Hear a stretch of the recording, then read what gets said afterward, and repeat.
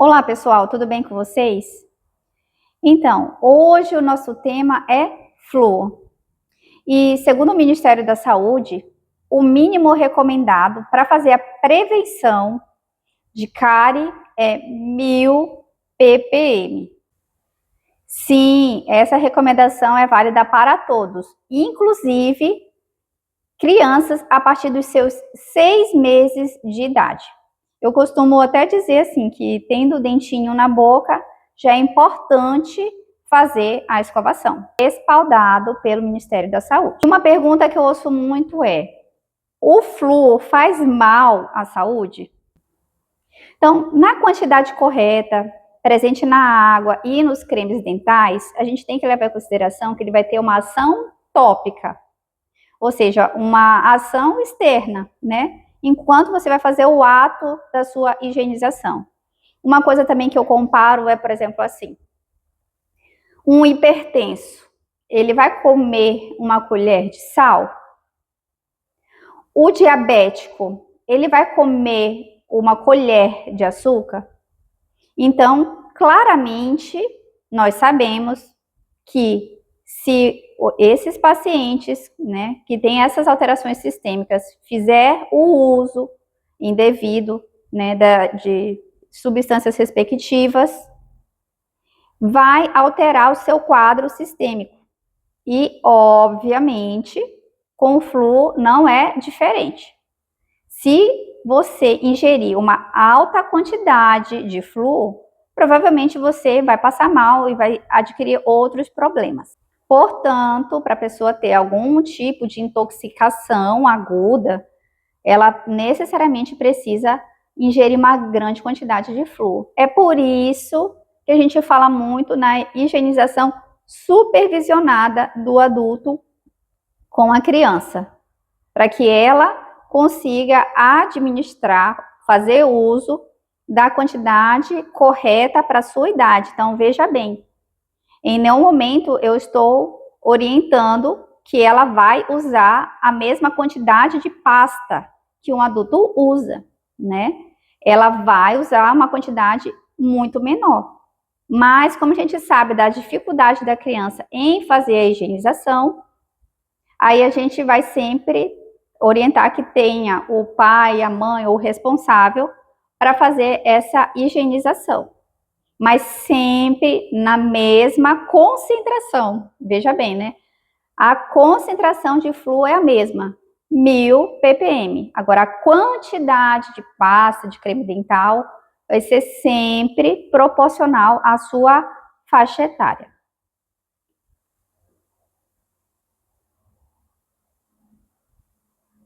E o que é fluorose, né?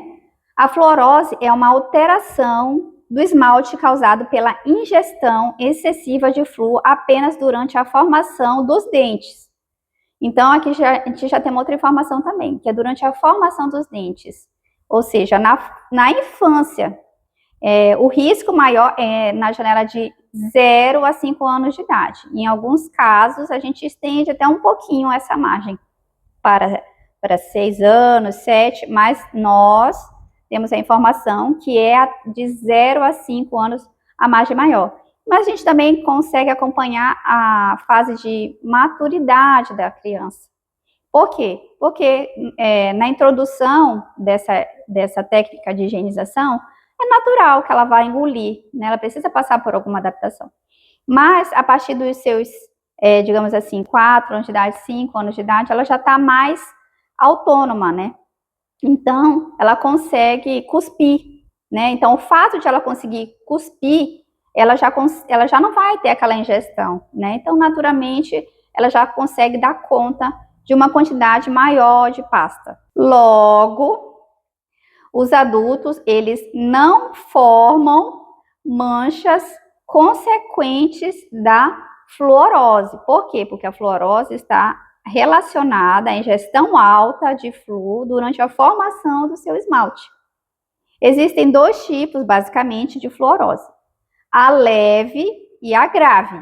A leve se divide em 4 subtipos: a 0, A1, A2 e A3. Eu posso até mostrar para vocês algumas imagens.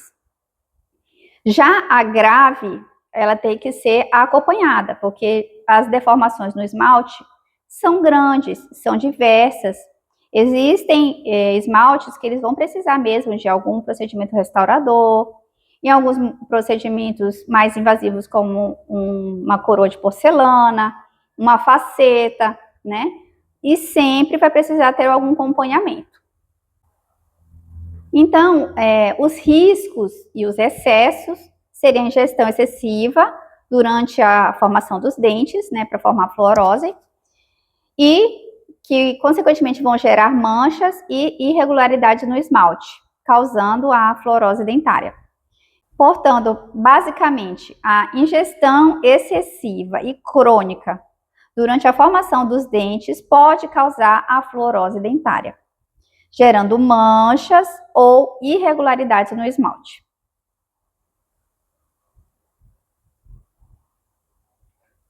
Mas aí, de acordo com o que a gente vem conversando, né, existe também, além do flúor tópico, né, que nós utilizamos, como creme dental, existem pastas profiláticas que nós profissionais dentistas utilizamos, né, que são uma dose mais concentrada, né, do que o que você usa em casa, no seu dia a dia, assim como géis, né.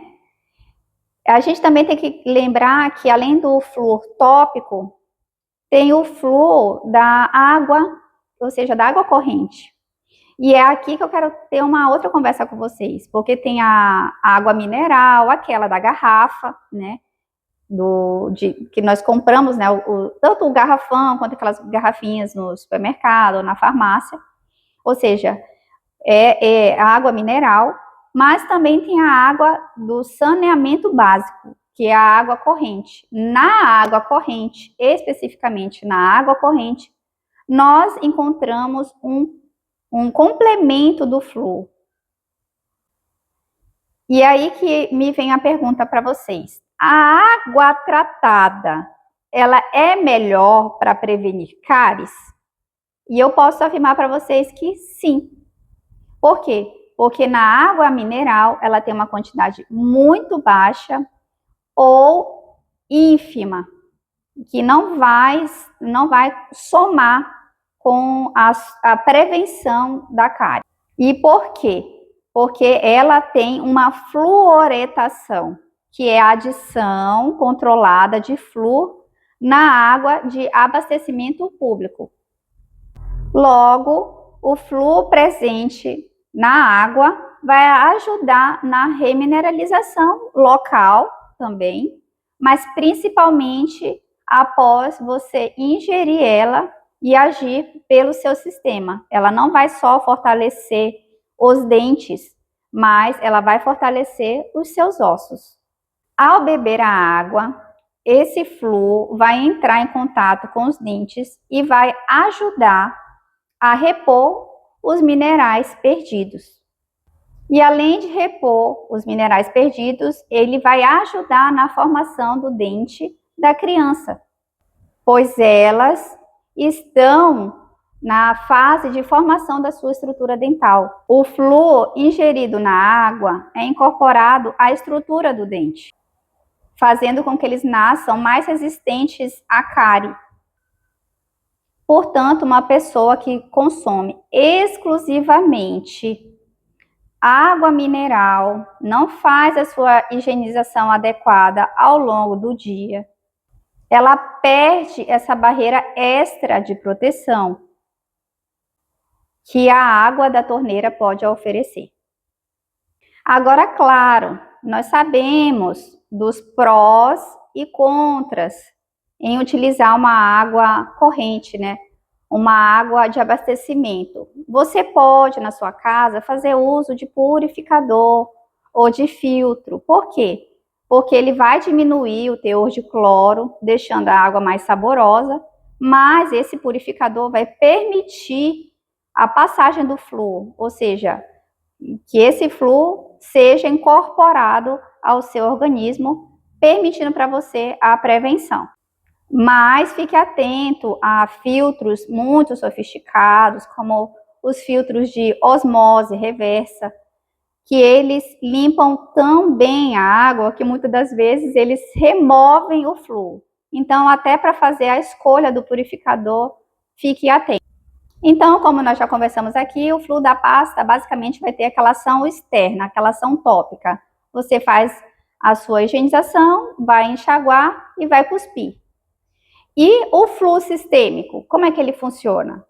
Ele vai ser absorvido pelo trato gastrointestinal e após 60 minutos ele vai atingir o pico na sua corrente sanguínea e concentrar-se naturalmente nos seus ossos e dentes.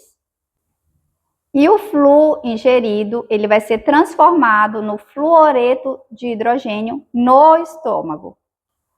Mas minerais como cálcio presente podem diminuir essa absorção. E aqui fica o meu alerta, né? Porque às vezes você faz uso de alguma medicação e está percebendo e está vendo aquele índice maior, né, de cáries. E às vezes você tem que investigar e informar isso ao seu dentista também.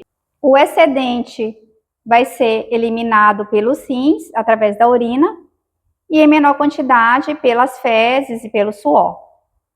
Agora, os benefícios é que ele vai atuar na remineralização do esmalte dentário, tornando-o cada vez mais resistente ao ataque de ácidos e de bactérias, sendo principal medida de prevenção contra a cárie. E a minha observação aqui em relação ao flúor, né, que eu particularmente acho que ele foi uma excelente descoberta, para não dizer assim, ao meu ponto de vista, né, que foi revolucionária.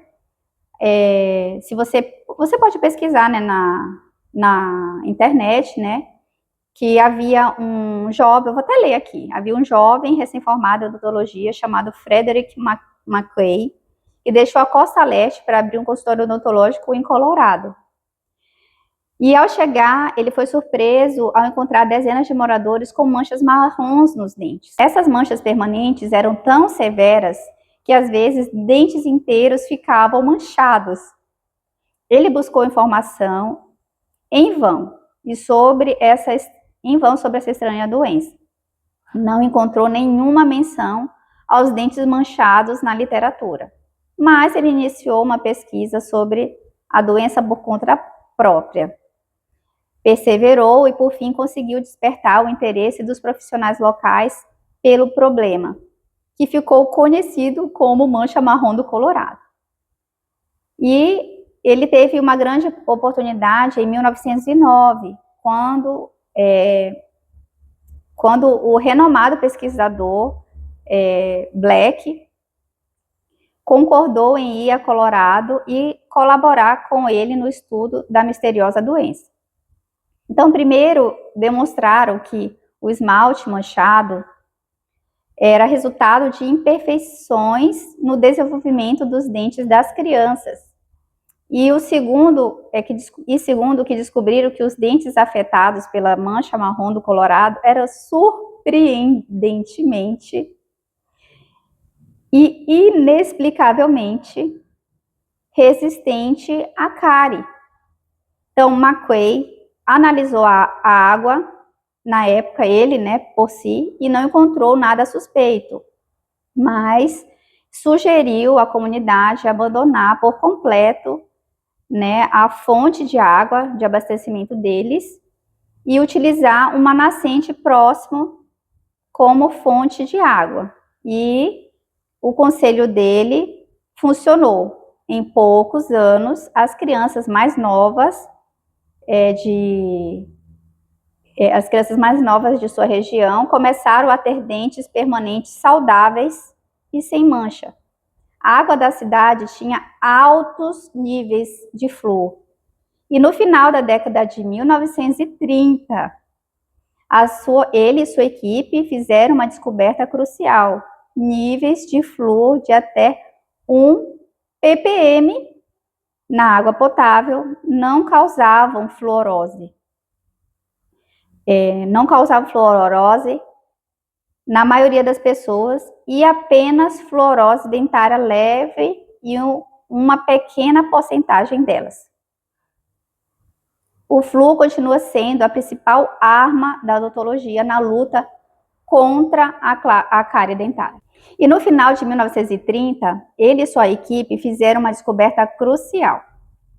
Níveis de flúor de até 1000 ppm na água potável não causavam fluorose dentária na maioria das pessoas e apenas fluorose leve em uma pequena porcentagem delas.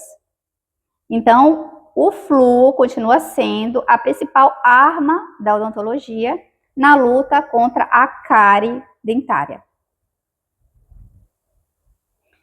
E depois de todo esse contexto, lembrando que não só naquela época, mas até os dias de hoje, ela ainda se permanece sendo estudada, mas o meu conselho para você é que você deve ficar atento a algumas marcas que estão aqui no mercado.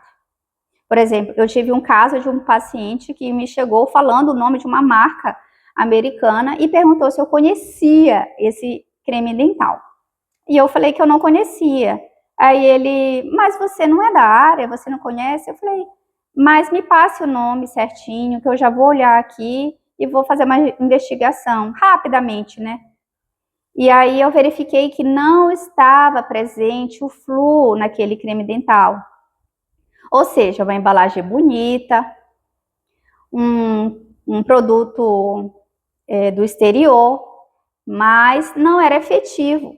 Tanto que esse paciente tinha uma cárie, uma cavidade muito grande, e que talvez, se ele tivesse feito o uso, estivesse fazendo, né, o uso do flúor na quantidade correta desse creme dental, talvez ele não tivesse chegado a tanto, né?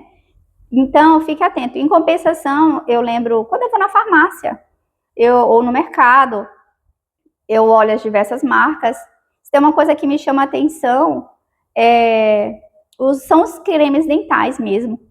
E aí eu fico pensando assim, qual estaria mais adequado, né? E tem creme da minha infância. Então, quando eu vou no mercado, eu vejo géis, eu vejo cremes dentais que estavam presentes na minha infância, eram bons na época, continuam sendo bons até hoje e efetivos, né? E são marcas nacionais, ao livre acesso, a um baixo custo. Então, não se prenda a uma embalagem bonita, a um nome renomado, se prenda ao rótulo, né? Se prenda à informação. E aí eu pergunto para você, o seu creme dental, a sua pasta de dente, ele tem 1000 a 1100, que essa é a minha recomendação, né? A nossa recomendação. 1000 a 1100 ppm de flúor? Faça essa investigação. E um outro caso que eu gostaria de compartilhar com vocês é de um paciente que ele não fazia uso da pasta com flúor, porque ele dizia que fazia mal para o estômago, então ele não ia fazer. E a esposa relatou, doutora, mas ele toma Coca-Cola todo dia. Então, a gente também tem que tomar cuidado com as nossas escolhas, né? Porque a condição bucal desse mesmo paciente estava com cáries iniciais, restaurações que não venciam, além das cáries que ele já tinha em evolução, né? Então, e a nossa arma, né? Já que é essa grande descoberta do flúor, né? Agora, tudo com moderação, tudo com equilíbrio, que aí sim você vai chegar num bom resultado. E fique atento ao mercado, porque às vezes você cai naquela propaganda, olha, faz mal para o estômago, é um produto natural, mas você está colhendo consequências, investindo em algo que não está sendo efetivo para você.